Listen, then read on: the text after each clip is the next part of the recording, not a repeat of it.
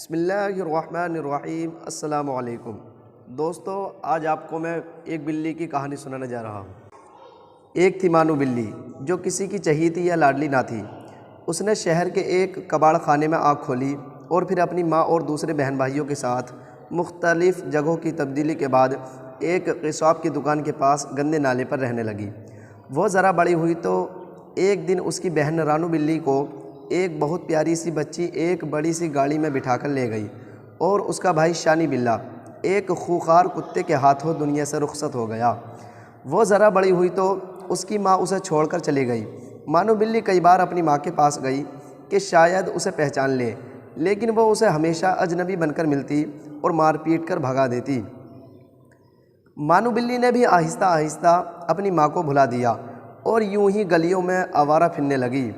ایک دن اچانک اس نے اپنی بہن رانو بلی کو دیکھا، بہت بڑے لان میں گھاس پر بیٹھی دودھ پی رہی تھی۔ مانو بلی فوراً آگے بڑھی اور اسے پکارا، لیکن اس نے بھی بہن کو پہچاننے سے انکار کر دیا اور اسے اپنے گھر سے بھگا دیا۔ مانو بلی کا دل ٹوٹ گیا۔ وہ باہر نکلی تو ایک نہایت گندے بچے نے نشانہ لے کر ایک پتھر اسے دے مارا۔ پتھر اس کی ٹانگ پر لگا اور وہ لنگڑا کر گر پڑی۔ بچے کے ساتھی اس کے اس سنہری کارنامے پر قہقہ لگانے لگے۔ مانو بلی بڑی مشکل سے اٹھی اور اپنی زخمی ٹانگ کے ساتھ بھاگ کھڑی ہوئی کہ کہیں باقی بچے بھی پتھر لے کر اس پر اپنا نشانہ نہ آزمانے لگیں۔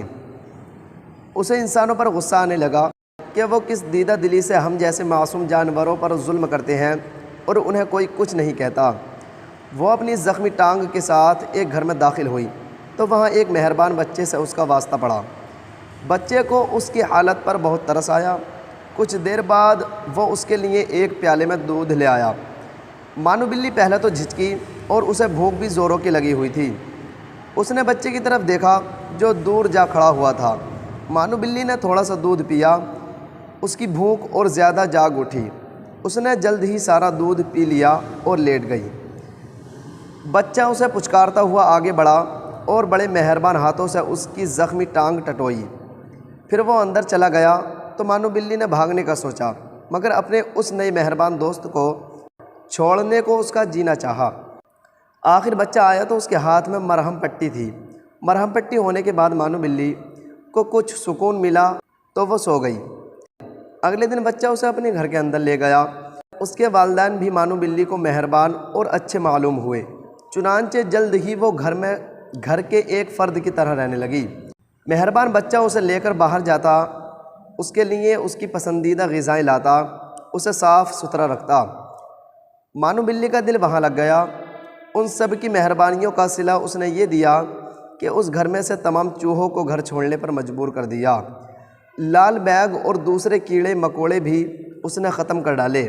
جب وہ آئی تھی چوہوں کی جان پر بنی ہوئی تھی، ان کا کوئی پلان کامیاب نہ ہوتا، مانو بلی جھٹ انہیں پکڑ لیتی اور کھا جاتی۔ اچھا کھانا، آرام اور سب کی توجہ ملنے لگی تو مانو بلی آہستہ آہستہ کام چور ہونے لگی۔ کھا پی کر وہ سارا دن اور رات سوتی رہتی، اکثر چوری چھپے دودھ بھی پی لیتی، کبھی دوسری چیزیں بھی چپکے سے ہڑپ کر جاتی۔ زیادہ کھانے کی وجہ سے مانو بلی بہت موٹی ہو گئی، چلنا پھرنا اس کے لیے دوبھر ہو گیا۔ ایک روز چوہوں نے باورچی خانے پر ہلہ بولا تو مانو بلی ان کے پیچھے دوڑی، مگر جلد ہی تھک گئی۔ چوہے بھی مانو بلی کی کمزوری جان گئے تھے۔ وہ ہر روز ادھر ادھر پھرتے اور مانو بلی انہیں پکڑ نہ پاتی، کیونکہ وہ بہت موٹی ہو گئی تھی۔ دوڑنے سے اس کا سانس پھول جاتا اور وہ تھک جاتی۔ ایک دن اس نے گھر والوں کو کہتے سنا کہ مانو بلی کو واپس چھوڑ دینا چاہیے، کیونکہ یہ کسی کام کی نہیں رہی۔ اتنا سن کر اس کے ہوش اڑ گئے۔ اسے اپنی آوارہ گردی اور غریبی کے دن یاد آ گئے۔ اسے انسانوں کی خود غرضی پر غصہ آیا، لیکن قصور اس کا اپنا بھی تھا۔ چنانچہ اگلے دن سے اس نے زیادہ کھانا پینا چھوڑ دیا اور باقاعدگی سے روزانہ دوڑنا، بھاگنا، ورزش کرنا شروع کر دی۔